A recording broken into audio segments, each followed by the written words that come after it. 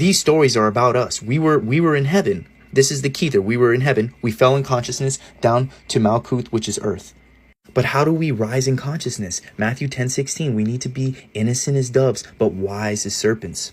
That's because the snake goes up to be an eagle. So the root chakra to the crown chakra, 144, the 144,000 go to heaven. This is a frequency, this is a vibration. You got to raise your vibrational frequency.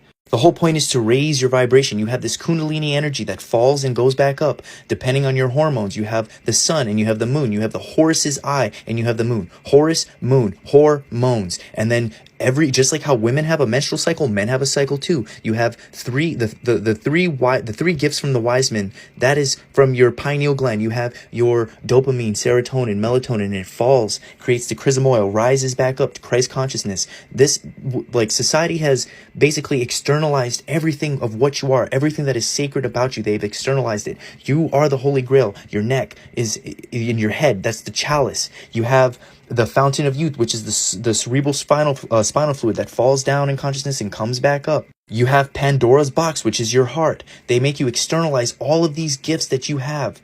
So the whole point is to raise your vibration out of the carnal mind into your third heaven, the 3 levels of heaven. That's why in Mormonism, you hear the 3 levels of heaven. You hear celestial, terrestrial, telestial. Only those in the celestial kingdom will live in God's presence. And that's why veganism is a must. You can't be eating these low vibrational foods that make you more instinctual. You need to raise out of the carnal mind into your third heaven, into your third eye, into your fourth dimensional being, your light being.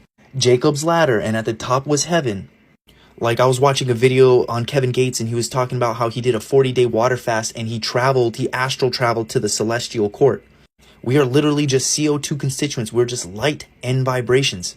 So they say we're looking at the universe through a peephole that you put a key through. So if you're looking, you're only going to see what that peephole allows you to see, but there's different frequencies and vibrations, and that's what we're going to call CO2 constituents, which is nothing but light and vibration, and that's where everything truly exists. So low frequency light becomes matter, and high frequency matter becomes light. So you need to raise your vibration through love, good eating the right foods. Raise your frequency, you become illuminated, and then you go from matter to becoming an angel.